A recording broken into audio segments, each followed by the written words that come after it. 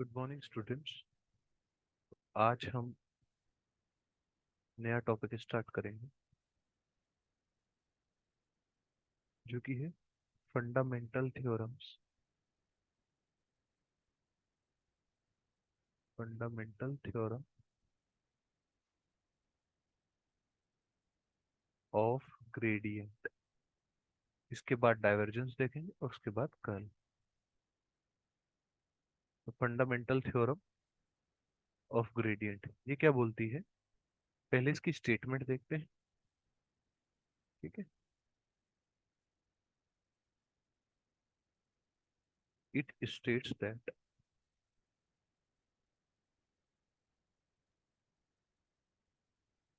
The line integral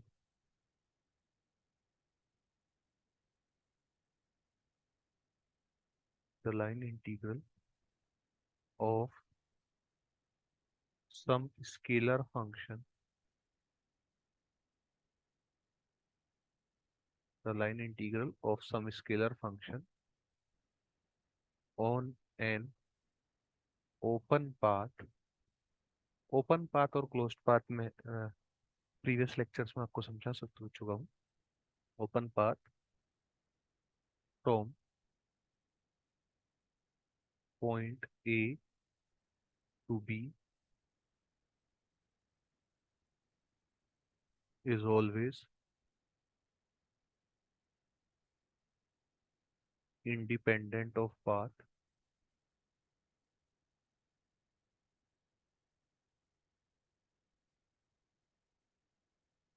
it only depends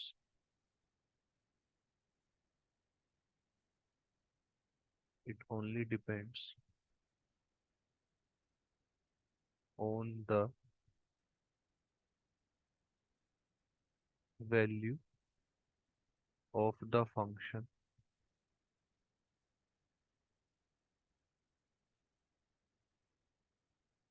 at the end points.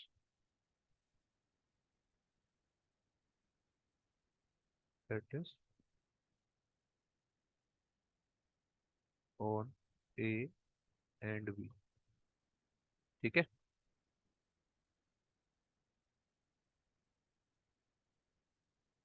on the closed path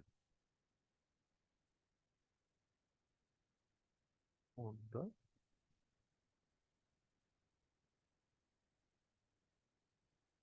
closed path the value of integral is 0। तो ये क्या बोल रहा है? ये बोल रहा है कि दो एंड पॉइंट्स हैं ए और बी।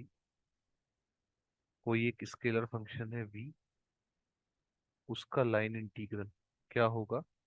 वो होगा एंड पॉइंट्स पे डिपेंड करेगा, v of b minus v of a। जैसे ये कोई पॉइंट है a, ये पॉइंट है b, इसका अगर इंटीग्रेशन करना है, कोई वेक्टर फंक्शन है v इस कर्व पे, उसकी वैल्यू ये आएगी। और जो लास्ट में लिखा है उसका क्या मतलब है कि अगर ये क्लोज्ड कर्व है, मतलब ये a और b ऐसे हो जाता है। ठीक है। ए और बी मीट कर जाते हैं एक ही पॉइंट पर, इसको यहाँ से लेके ऐसे मिला दो, तो उसके लिए close curve gradient V D L ये तुम्हारा हो जाएगा 0। तो ये दो याद रखो। यही तुम्हारी फंडामेंटल थ्योरम ऑफ ग्रेडियंट है। ठीक है। एग्जाम्पल देखो।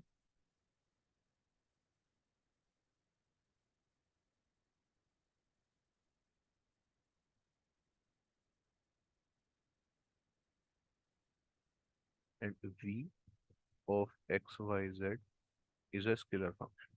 ठीक है।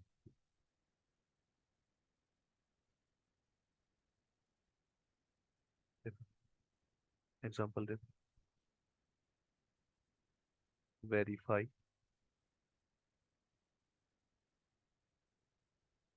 Fundamental theorem of gradient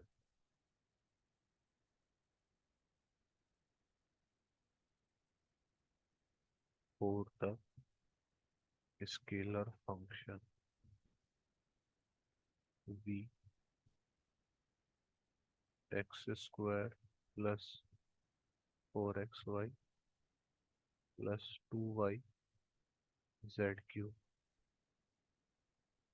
from 0.0002 111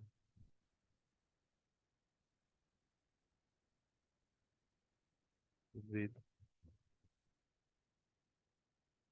path a 0 0 0 2 1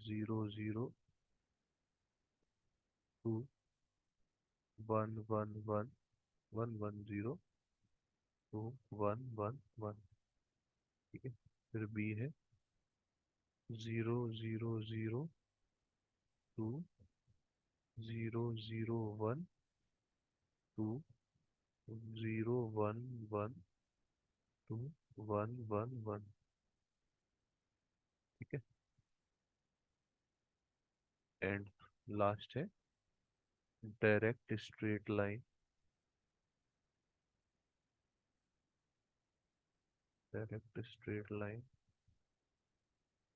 from 0 0 0 2 1 1 1 ठीक है। अब देखो सबसे पहले तुम v of b minus v of a निकालो कितना है। तो v ऑफ b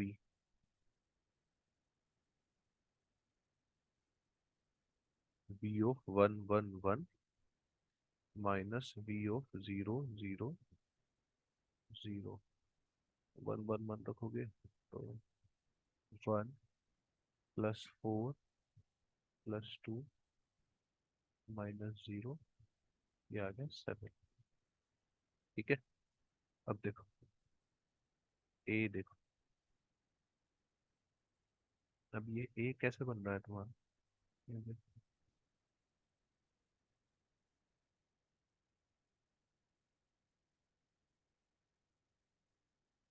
ये एक्स ये वाई ये जेड ठीक है।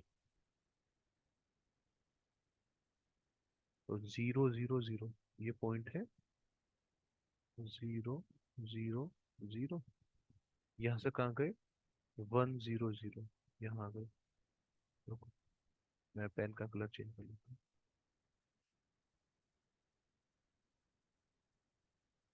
तो 0 0 0 से यहाँ आ गए कहाँ आ गए 1 0 0 ठीक है। इसके बाद 1 0 0 के बाद आ गए 1 1 0 मतलब वाई पे भी बना गए ठीक है। अब आ गए यहाँ ये पॉइंट आ गया 1 1 0। अब इसके बाद 1 1 1 अब जेड एक्स में मूव करो ठीक है 1 1 1 तो इसके बाद आ गई यहाँ 1 1 1 तो ये इंटीग्रेट करना है ठीक है 0 0 0 से 1 1 1। अब ऐसे ना जाके डायरेक्ट ना जाते यहाँ पे जा रहे हैं ये तो डायरेक्ट चले जाते ऐसे चले जाते ठीक है। अब ऐसे ना जाके यहाँ से यहाँ है यहाँ से है और फिर ऐसे तो इसको इंटीग्रेट करना है। तो इसको पाथ 1 का नाम दे दो ये पाथ 2 हो गया और ये पाथ 3 हो गया। तो अलोंग 1 तो 1 के लिए अच्छा पहले डेल डॉट वी निकाल लो ग्रेडियंट ऑफ वी कितना आएगा I cap del by del X plus J cap del by del Y plus K cap del by del Z ठीक है। X square plus 4xy plus 2y z³ तो del dot we आ गया वो 2x + 4y i cap plus 4x + 2z³ J cap plus 6y z² के cap. ठीक है। अब देखो इस लाइन पे तुम्हारा डीएल क्या होगा। पाथ वन के लिए डीएल क्या आएगा, पाथ वन के लिए डीएल आ जाएगा। क्या वेरी कर रहा है तुम्हारा, एक्स भी कांस्टेंट है वाई भी कांस्टेंट है, तो सिर्फ एक्स वेरी कर रहा है, डीएल एक्स कैप।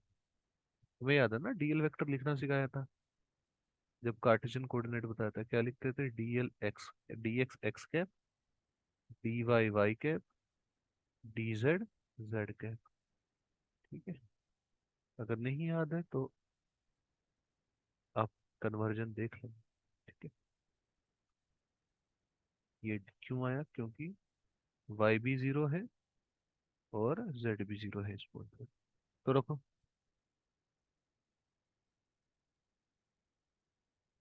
तो डी एक्स एक्स कैप, ये आई कैप रखो, क्योंकि यहाँ आई कैप जे कैप के कैप लिया हुआ है ना, तो आई कैप में इसको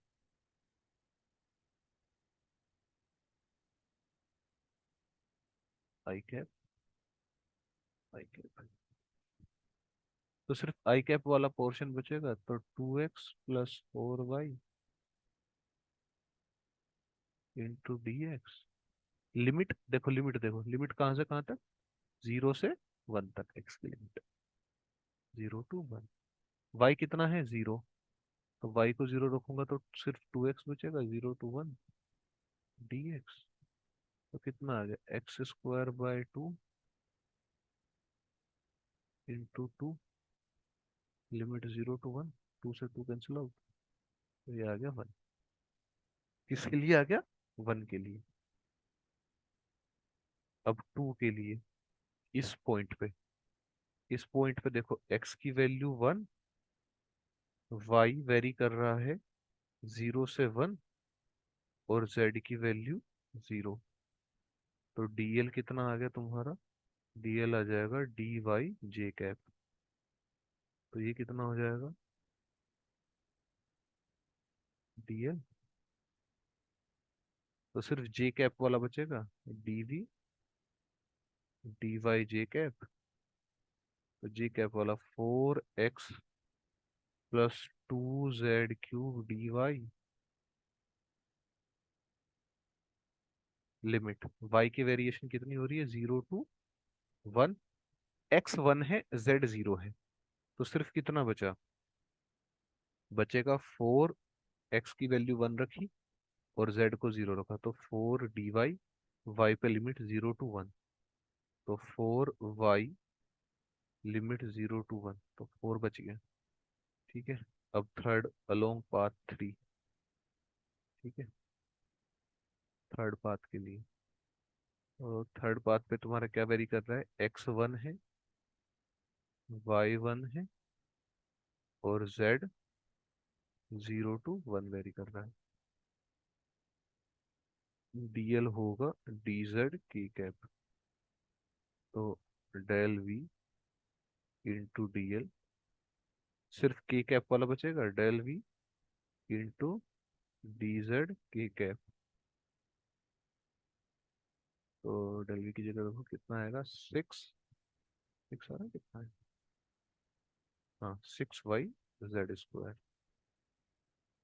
6y z² dz, limit 0 to 1 z by, क्योंकि z वेरी कर रहा है 0 से 1, तो 6y की वैल्यू 1, तो 6z² 0 to 1 dz, 6z³ / 3, limit 0 to 1, तो कितना आ गया, 6/3 2। तो फाइन टोटल इंटीग्रेशन आ गया तुम्हारा ए ऑप्शन के लिए 1 + 2 + 3, तो 1 + 4 + 2 कितना आ गया 7। तो हो गया प्रूफ। किसी भी पाथ से जाओ, ठीक है, तो del dot V D L क्या आ गया, V of B minus V of A. Final और इनिशियल पे डिपेंड कर रहा है, ये भी 7 आ रहा था, वो भी 7 आ रहा है, ठीक है। अब बी के लिए कर लेते हैं, ठीक है।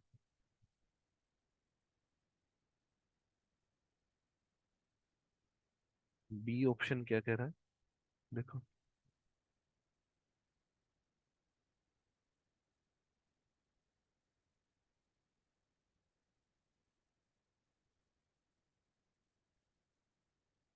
पहले क्या कर रहा है, पहले जेड पे जा रहा है, ये 0 0 0 है, 0 0 0, एक्स वाई जेड।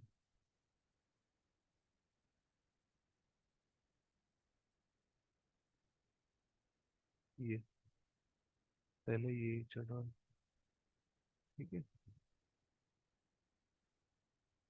ये तुम्हारा, तो यहाँ पे आया 1 0, सॉरी 0 0 1, ये आ गया पहला पार्ट। और 0 0 1 से फिर कहाँ जा रहा है, 0 1 1, फिर वाई एक्सिस में मूव कर रहा है, ठीक है, यहाँ आ गया।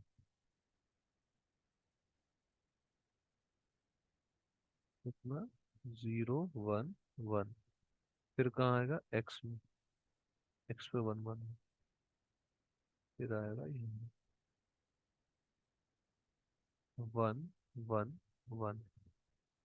तो ये पार्ट 1, ये पार्ट 2, ये पार्ट 3। तो सेम वैसे ही सोल्व करना है, डेल भी निकाल ही चुके हैं हम। तो पहले पार्ट के लिए देखो, यहाँ पे क्या है तुम्हारा, x 0, y 0।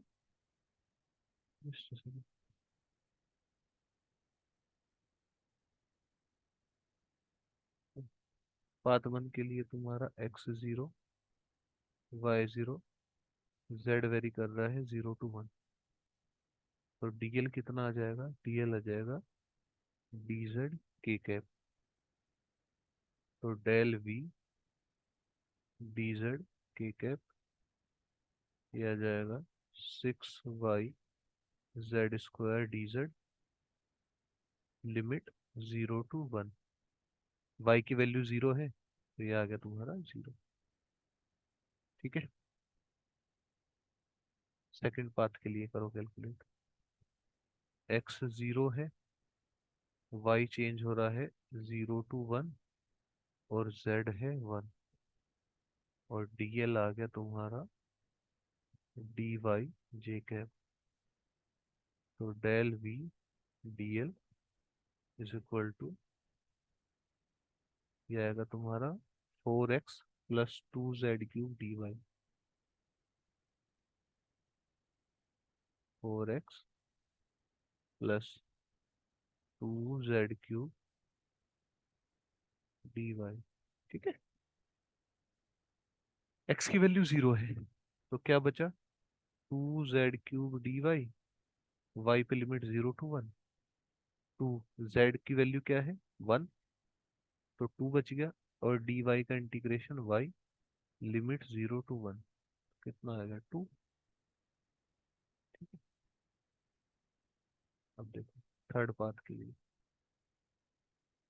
थर्ड पाथ के लिए तुम्हारा x 0 से 1 पे चेंज हो रहा है, y 1 z 1, dl हो जाएगा dx आई कैप। तो डेल v dl कितना हो गया, 2x + 4y इंटू dx आई कैप, x पे लिमिट 0 to 1, x पे जो चेंज हो रहा है रखो वैल्यू, y की वैल्यू 1 रखो, 0 to 1, 2x + 4 dx, आई हटा दो।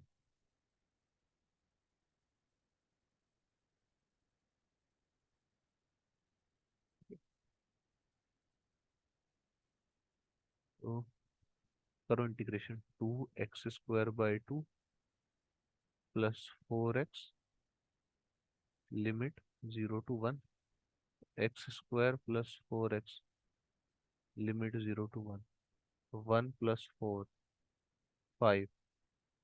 तो तुम्हारा पाथ बी के लिए क्या आ जाएगा, 1 + 2 + 3, तो 0 + 1,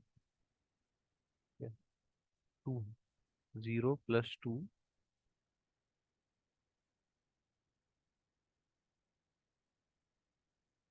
0 + 2 + 5 7। और यही किसके इक्वल है, यही VA - VB के इक्वल है। 7 ही आ रहा था ना वो भी, VB - VA तो हो गई फंडामेंटल थ्योरम प्रूफ। अब सी सेक्शन के लिए डायरेक्ट के लिए कर लेना तुम। ठीक है,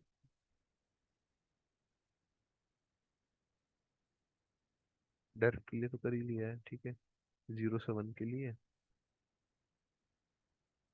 ठीक है, डायरेक्ट जब स्ट्रेट लाइन जा रहा है। ठीक है,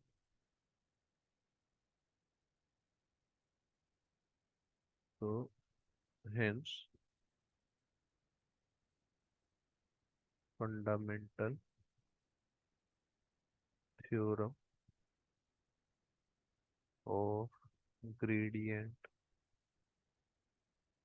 इज प्रूव्ड। ठीक है, तो इसमें कोई डाउट हो तो आप पूछ लेना। ठीक है, ऐसे ही क्वेश्चन आएंगे, वो कोई एक फंक्शन दे देंगे, इस टाइप से कोई स्केलर फंक्शन दे देंगे, और इस टाइप से पाथ दे देंगे, और fundamental theorem of gradient prove करना है। ऐसे बना के प्रूव कर लेना। ठीक है,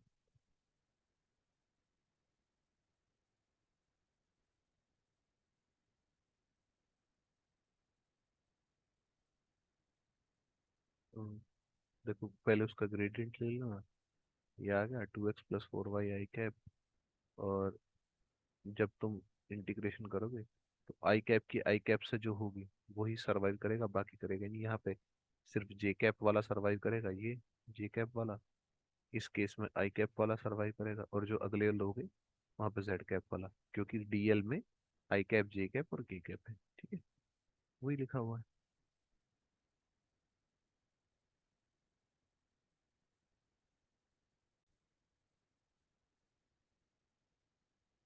तो नेक्स्ट वीडियो में हम ग्रीन्स थ्योरम डिस्कस करेंगे। इस वीडियो में इतना ही, फंडामेंटल थ्योरम ऑफ ग्रेडियंट पे इतना ही था। Thank you.